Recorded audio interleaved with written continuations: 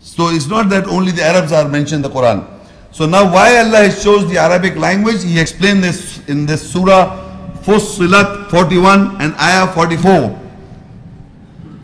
وَلَوْ جَعَلْنَاهُ قُرْآنًا عَجِمِيًّا لَقَالُوا لَوْلَا فُصِّلَتْ آيَاتُهُ أَعْجَمِيٌّ وَعَرَبِيٌّ قُلْ هُوَ لِلَّذِينَ آمَنُوا هُدًى وَشِفَاءٌ وَالَّذِينَ لَا يُؤْمِنُونَ فِي آذَانِهِمْ وَقْرٌ وَهُوَ عَلَيْهِمْ عَمًى أُولَٰئِكَ يُنَادَوْنَ مِن مَّكَانٍ بَعِيدٍ. And if we have made the Quran the reading other than Arabic, definitely they would have said, why not its ayah signs are being in detail? What? Non-Arabic and Arabic say it is a guidance and a healing for those who believe, and for those who believe not, there is a deafness in their ears, and over them is blindness, and they are those who are being called from a distant place. Now in this ayah, Allah is explaining, clarifying why He chose the Arabic language.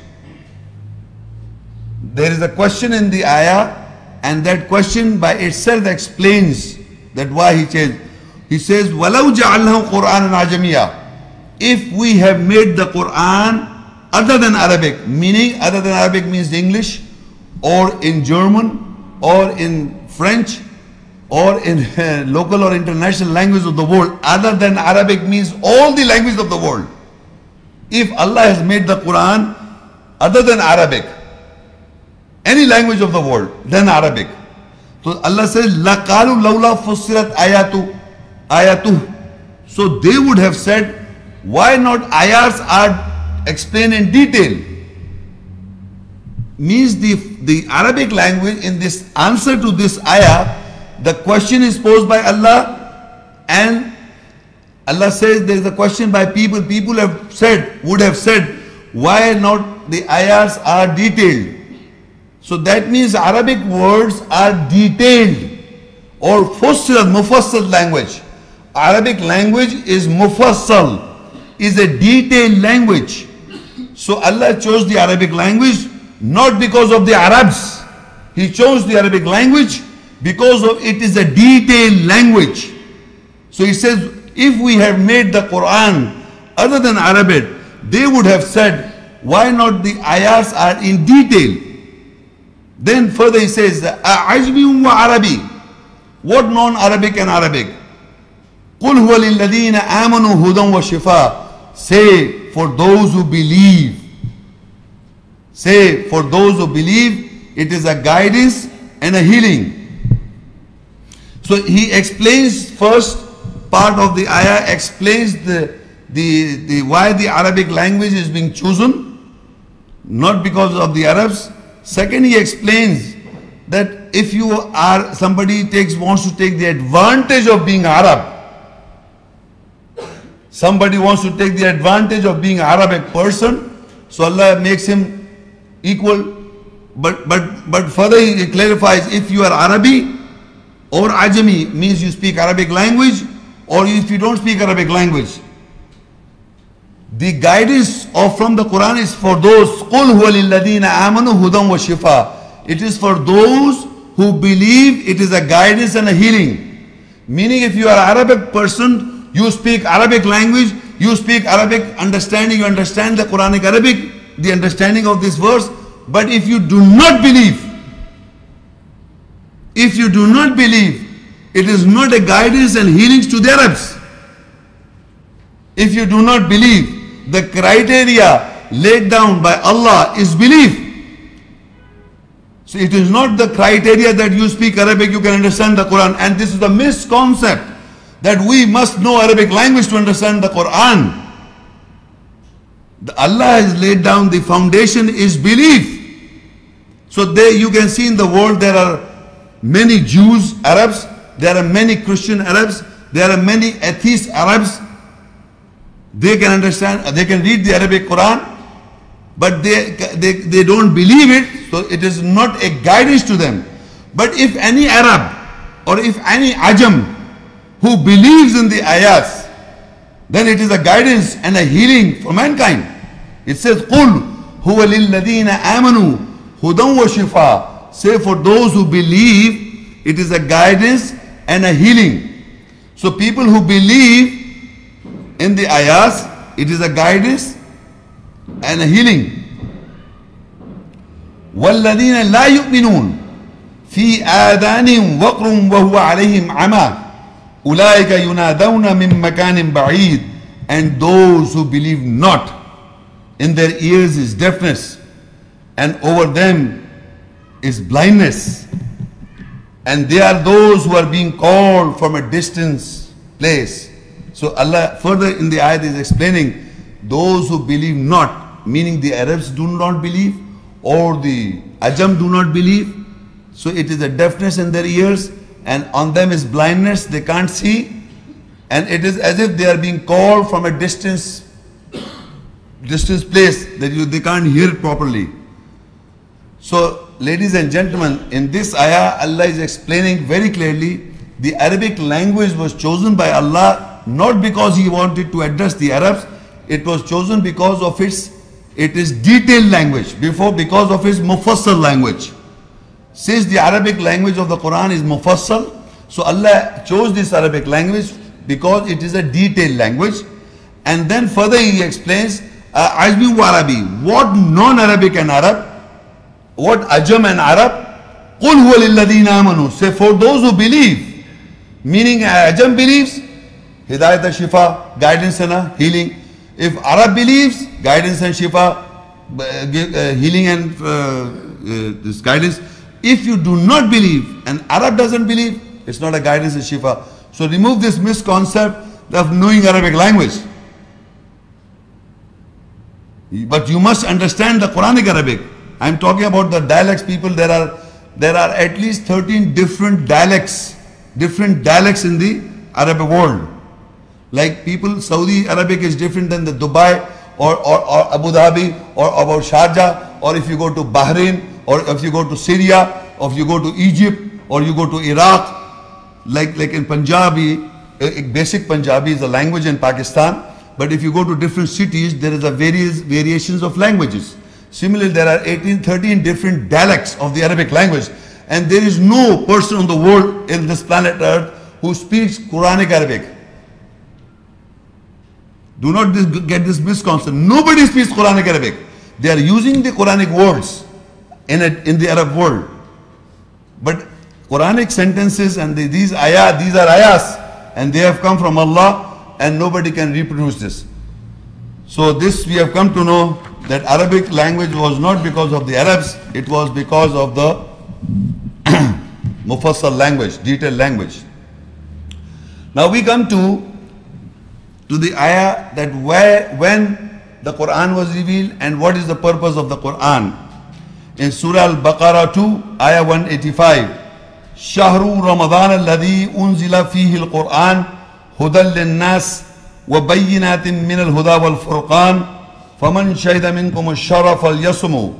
Ramadan is the month in which Al-Quran, the reading, has been revealed as a guide for mankind and a clarification from the guidance and from the criterion. So from you, whosoever witnessed that month, then he should fast in it. In this ayah, Allah is explaining the time factor or the Quran, when the Quran is being revealed. When the Quran is being revealed. The Quran is being revealed in the month of Ramadan. This is the ayah says this. Ramadan is the month in which the Quran is being revealed. Now ladies and gentlemen, have you seen the Quran being revealed in the month of Ramadan? Have you seen? Have you seen, ladies and gentlemen? You have not seen Quran being revealed in the month of Ramadan? Excuse me, yes. Have you seen?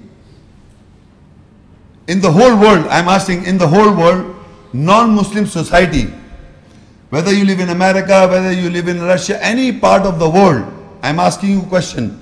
How the non-Muslim come to know that what is going on in the Ramadan, in the month of Ramadan, what's going on in the month of Ramadan for people. One is the fasting. One is the fasting. Now excuse me, the other thing is what is going on in the month of Ramadan? Any new thing? Taraweeh. And what you do? It is the recitation of the Quran. It is being revealed in the month of Ramadan all time. The whole world comes to know. The whole non-Muslim world comes to know that the Quran is being revealed in the month of Ramadan. I am not saying you have proof. You can verify any part of the world. Whether you live in America, you live in Russia, China, any part of the world. There are mosques and the Imam is reciting the whole Quran. It is being revealed. That's why I said, Shahru Ramadan alladhi unzila fihi al-Quran. Shahru Ramadan alladhi unzila fihi al-Quran. Ramzan is the month in which the Quran is revealed. Hudal lin-nas. What is the purpose of the Quran? Is a guidance for mankind. You see, first portion was the Quran is the month. Quran is being revealed in the month of Ramadan. First part of we come to know the time or the revelation of the Quran every year in the month of Ramadan. It is being revealed. Every year the month of Ramadan comes and we fast in it. The second point is the purpose is the guidance for mankind. Guidance. How can you take guidance?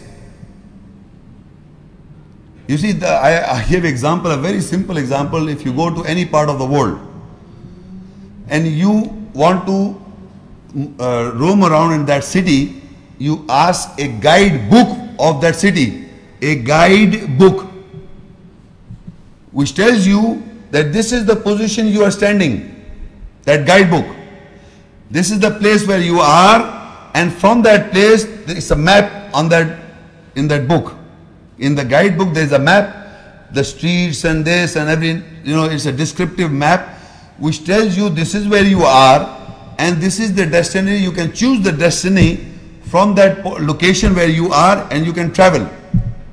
You can travel to different places in the book of guidebook and you can reach the destiny where you want to go. Destination, you can reach the destination where you want to go. Similarly, the Quran contains ayats or the verses. You know your position where you are standing, meaning you are full of wrongs and rights. You have committed wrongdoings, you know some of the wrongdoings you have committed, and you know that there are right things I am also doing. So you know the location where you are right now. You read the ayahs and it tells you that how to take guidance. It tells you how to take guidance to reach the final destiny is the Jannah and the peace and tranquility in this world, Islam. That you attain peace in your life and in the society. The Islam is there. Peace is there in the world. You have to enter into Islam. You have to enter your psyche into Islam. So you want to, if you want, the guidebook is there. The Quran is a book of guidance. The Quran says it is a guidance for mankind. So first you must identify yourself where you are, what is your location, where are you standing in the world, and how to take guidance so you get peace in the world and get garden on the day of judgment. And that day, that is the purpose, not knowledge. Not only knowledge, guidance. The purpose of the Quran is the guidance. It guides you to have good life in this world. رَبَّنَا آتِنَا فِي الدُّنْيَا حَسَنَةً وَفِي الْآخِرَةِ حَسَنَةً وَقِنَا عَذَابَ النَّارِ. That, oh our Lord, give us good in this life and good in the hereafter and defend us from the fire. We don't want to burn ourselves. So this book is guiding you. There are the governing ayahs which by virtue you govern your psyche, your personality, so that you get garden on the day of judgment and peace in this world, in your life and the surroundings. This is the purpose. This is how you can take guidance from the Quran, the reading. وَبَيِّنَاتٍ مِّنَ الْهُدَى وَالْفُرْقَانِ, and is a clear signs. And there are clarifications from the guidance and from the criterion. You see, what is a criteria? The Quran is also a criterion and from the guidance, clarification. Quran also clarify. It is what clarification? That you may think in your life that this is right. This is right.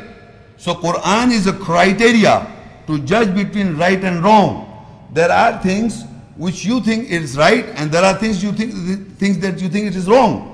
So how would you come to know exactly what is right and wrong? So Quran is a furqan, a criteria which tells you what is right and wrong. It gives you it is a touchstones to find out from true from false. So you take guidance from the Quran, and that is a criteria. It also gives you the criteria that there are certain things that you have done good in the world, and there are certain things you have done bad. So Quran is a criteria which is telling you what is right and wrong. Similarly, it is also clarifying things. It also clarifies in your mind because you get confused, because you at times think that you are right, but Quran clarifies, no, this is wrong. And one of the example is reading of the Quran without understanding. You think it is right, don't you? How many people think that the reading of the Quran in Arabic without understanding is right? Come on, tell me. And how many people in the world are non-Arab people are reading the Quran without understanding a word? Do you think don't you think they think it is right? At least I am reading the Quran in Arabic. Whether I understand, Allah knows my heart, He knows. I am reading in Arabic. You see, there are people who are reading the Quran in Arabic without understanding. So they think it is right. Establishing the Salah without understanding the ayahs, they think it is right. So I can tell you number of things which people are thinking it is right, but actually they don't know what is right. The Quran is a clarification. It clarifies how it is right.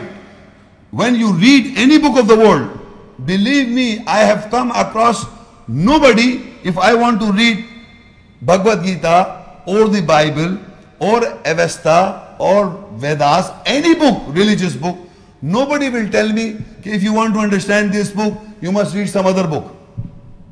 You read it, open start reading the Bible, and in which language? In the language that I read. So who is stopping anybody to read the Quran in the language? The translations are there. But people are not reading in translations.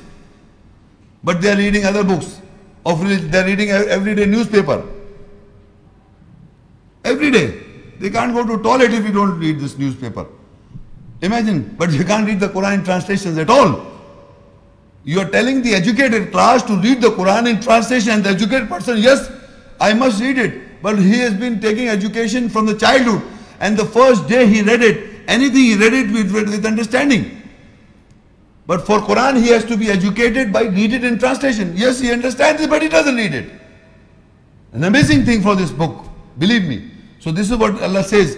It is the clarification for those who want to clarify. And faman shahida minkum ash-shahra falyasumhu, and so whoever witness this month of Ramadan, he should fast. So that means Ramadan is a month in which we are fasting, and we see in the world that all the Muslim people of the world are fasting in this month of Ramadan, and they are listening in the Taraweeh. The Quran is being revealed every night of that month. In the Taraweeh, we listen to the Quran. Now we'll see what the Quran, Allah has to say about the ayahs that explains, because I've been hearing from my life and in my childhood and most of the time, that Quran is a very difficult book to understand.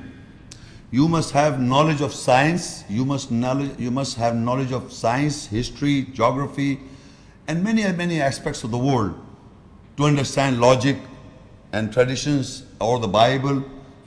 You must know so many subjects to understand the Quran. And it's very difficult also. You can never ever understand the Quran. So in the Quran, there in Surah Al-Qamar 54 surah and ayah 17, Allah says, وَلَقَدْ يَسَّرْنَا الْقُرْآنَ لِلذِّكْرِ فَهَلْ مِن مُدَّكِرٍ. Without doubt, we have made Al-Quran, the reading, easy for remembrance. Then is there any that will remember? Now, this ayah is Surah Qamar 54 surah and ayah 17. Then ayah 22.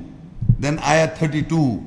And then ayah 40. In Surah Al-Qamar, there 4 times, 17 ayah, that is in front of you. Then in the same surah, Surah Qamar 54 surah, 22 ayah. Then Surah Qamar 54, 32 ayah. Then Surah Qamar 54, 40 ayah. This ayah is being repeated 4 times in one surah to emphasize that we have made the Quran easy for you to understand and remember. Is there any that will remember? So Allah is posing a question to the reader that we have made the Quran easy for you to understand and remember. Is there any that will receive admonition or will try to remember? So suppose if I don't want to remember or take guidance from the Quran, so it's very difficult for me. It is very difficult. It is easy for those who want to take guidance, who want to remember.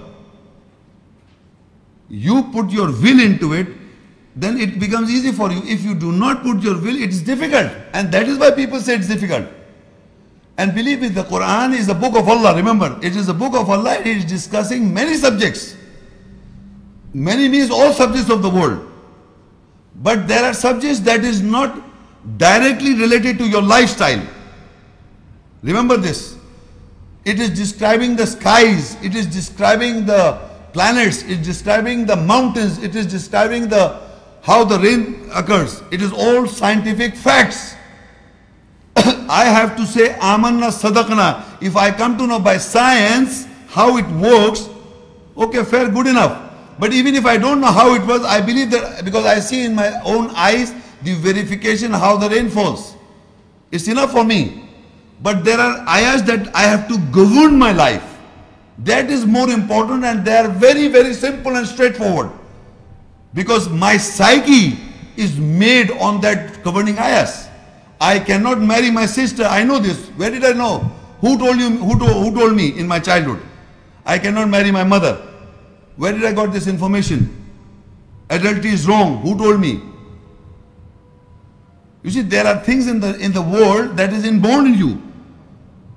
Quran is a book of verification. It verifies this, the truth in you.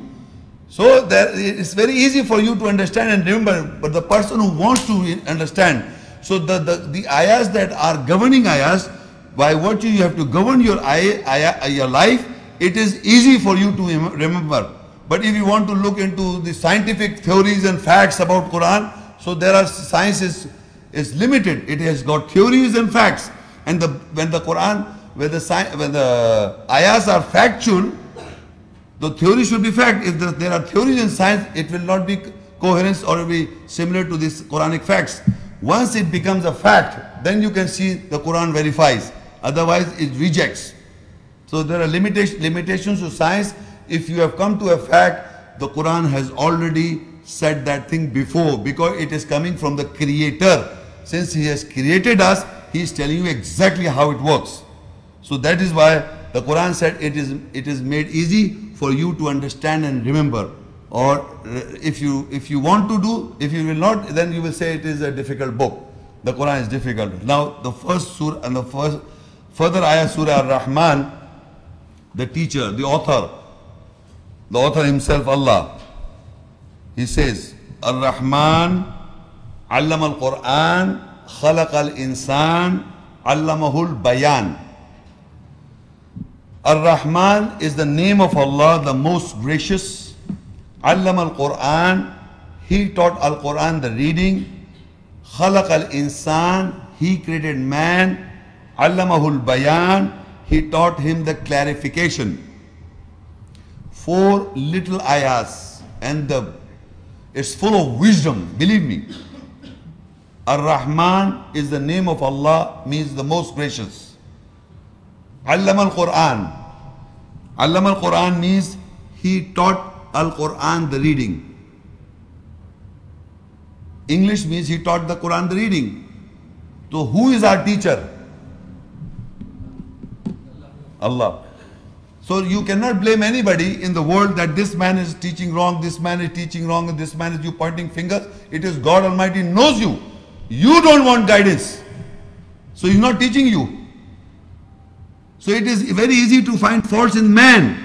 This Maulana, this guy, this man is like this and this. It is Allah knows your hearts, so you don't want to learn from Him.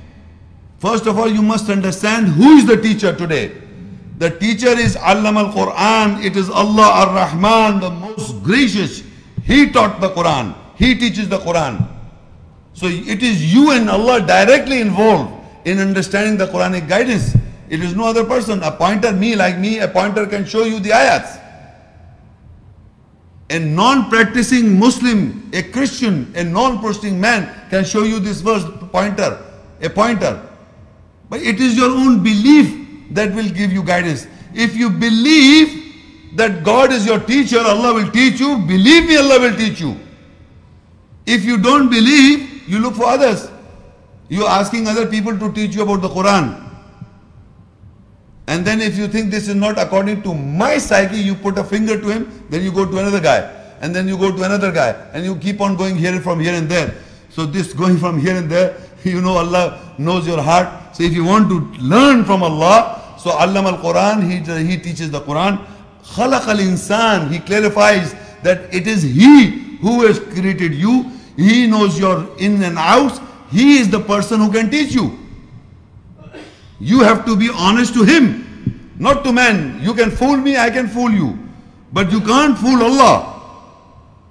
So He has created you. He can only teach you the Quran. No human being can teach anybody the Quran. I said no human being except for the messengers.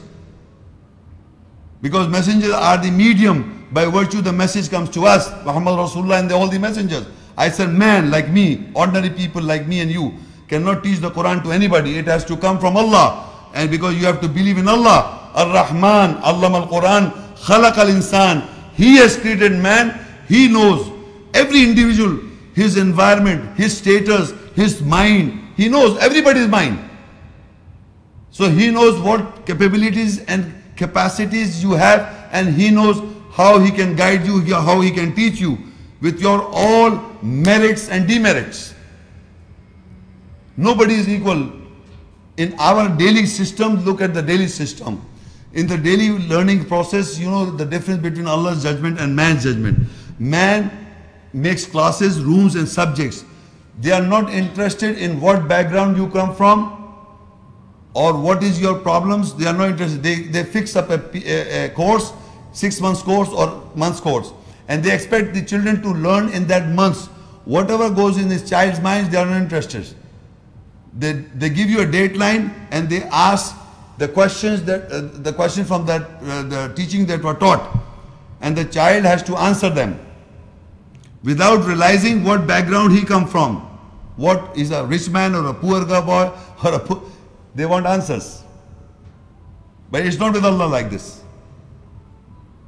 This judgment, Quran, Allah is going to make the judgment of every individual, because every individual have a different society and a culture and a background. So Allah is the best of the judge from what he has come from and from what he has learned and from what he has taken the guidance. So he is the best of the judges. He has created man. He will teach the Quran, and further he says Allamahul Bayan. He will teach him the clarification, to clarify things. Allah will teach him the clarification. So in these ayahs you must understand the author of the Quran is Allah. The teacher is Allah. He will teach the Quran. Khalaq al-insan, He has created man. And further he says He will teach him the clarification. So man has to realize, has to tawakkal or trust in Allah while reading the Quran. While reading the Quran, he must trust Allah that He will teach the Quran. So further Allah explains how to read the Quran and who is your enemy. Surah Al-Nahl 16 Surah and Ayah 98, 99 and 100. فَإِذَا قَرَأْتَ الْقُرْآنَ فَاسْتَعِذْ بِاللَّهِ مِنَ الشَّيْطَانِ الرَّجِيمِ إِنَّهُ لَيْسَ لَهُ سُلْطَانٌ عَلَى الَّذِينَ آمَنُوا وَعَلَى رَبِّهِمْ يَتَوَكَّلُونَ إِنَّمَا سُلْطَانُهُ على الذين يتولونه والذين هم به مشركون. When you read Al-Quran, the reading, so seek the protection of Allah from Shaitan the stone. Surely he has no authority over you, those who believe and who put their trust in their Lord. Surely his authority is only over those who take him as protector and those who join partners with him. In two aspects you must understand that first of all, there are people in the world who have got doubt that this book is not from Allah, the non-Muslims. The non-Muslims do not believe this book is from Allah. They don't believe this. So that means, according to the non-Muslims, they think that the Christians and the Jews and the Hindus, all these non-Muslim people believe in their books. And they think, and in all the religion there is a concept of Satan, the Shaitan.